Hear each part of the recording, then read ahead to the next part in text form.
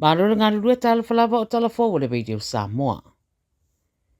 Wa ye se tangata wa po ina I mele pone ono lo fita wa ina, lo na tuwina o ni talo sanga tau wha se se pe tau wha avalea foi, mo le koviti se fulu maleiva, I pei meni e maua I le taimi au wha anofu se se tangata. Wai mai le ala taiva, na wha tino so sue ngā leo le tuatu se o le tangata I Braybrook, ma pu e mai e loa, whasuta se tau sanga le matua ma o se alii. Wai mai na maua iei e leo ni masini e lo lomi ei ni cards, manisi o cards o laisene ave ta avale. Mai Victoria, o le tele o isi wha mauninga po o IDs. Whai mai e siria mare lima se rau tāro sanga tau wha se se o COVID na ia wha tino, ma wha o ngā ai ngoa ese, mai toi titi ono se furu afe tupe na ia maua, I le vao le lua afe lua se fulu, ma le lua afe lua se fulu tasi. Wa iei se lapata inga I whatatau I le sioti po le whaititi o le sapalai o le kesi, au wha solo peo na malulu Ausetalia.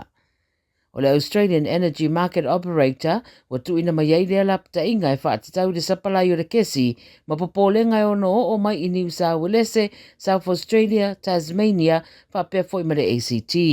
Wha mai le 7 News, o lea whaititinga le sapalai o le kesi, e ono o aturawa ia se tema. Whai mai e leo iaini lapta inga mo le lea o se kesi I whale o ainga, pei tai o le au ngau se o loa e ono iaini nai swinga e anga I atu iai. Ta ua le 7 News o le sioti o le kesi e Fou mai I ngā ruenga wharereia o loo wha ngā solo I Victoria, pe tau iai ma le o mai o le tau malulu. O le tamaitai a siasi leo New South Wales o Inspector Amy Scott, le ua aloa ia le whamanatuina o lona sao I le tau fia, po le wha mai aina o le wha lablave na tupu I Bondi, I se teimi e le mamau atu. O le tamaitai leo sa ia tuli ma whaafisanga I maleri ina mafuai le wha lablave, ma whana ina loa o ia, ina ua mai ona ia wha o lima I tangata e toa ono I te tonu o le taulanga wha tau lea. O le sauninga e wha I roa ile au unanga lea malu o le malo, o wha tino I le so I Goulburn Police Academy, ma tau a au ailo na wha ilonga. Whaafitai e le pāremia o Australia Anthony Albanese, le loto toa o lea tamaitai leo I le tari atu I se tūlanga, wa tūra I mai e la matia I le soifua. Na whaafitai e fo I le Premier o le stete ngā yo inga le malu le malo, ma le vave na mawhai ino whaasau ina nisi soifua, sa ono a fia fo I le aso. E tō tolu tangata wa a fia Australia I saute I le M-Box po o le sa whaingoina mō le Monkey Box. O le soifua marareina e Australia I saute nau lātou wha maunia mai ia wha mtalanga, ma o se alii e pe ama le 2 sanga le matua, o le isi pe 3 sanga, ma le isi fo I ali e 5 sanga le matua o le lātou ia o li putia wa fia uma.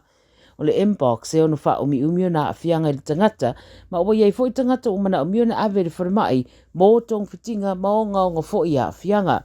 Ma sani ona wha ingoa le tātunga ngana le tane susu, pe tau le latane fo I lea ngase, a wauna ia tangata ia whai atu I pui. E le whai ngō fia na pepesi le vāo tangata, ma o le whautuanga a whai e manato lo wa a fia I le M-Box, e le reiloa na vawe vai se Fou mai. O le tōtoru le wa a fia o lua I tangata ia ua maua I le M-Box I South Australia, talu mai le rua a whelua sfururua. Wa iei le tangata wa pueina leo e whaatatau le whalawlawe na ripati atuana nafi Western Sydney na umai le soifua se tasi tangata mai luas fulfitu tausanga na maniu in whamai na toso atu pe amare se lau mita e le piki apu po le iu te peo na ripatia I Blackett I le te o le valu le tae ao.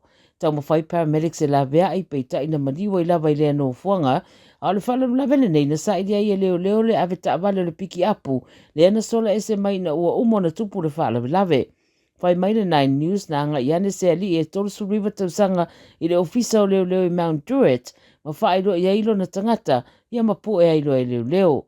O lo iai ata o le CCTV o lo maua le iai teimi na tupu ai ia le whalawlawe, ma o lo whaia ne iai susu. Enga.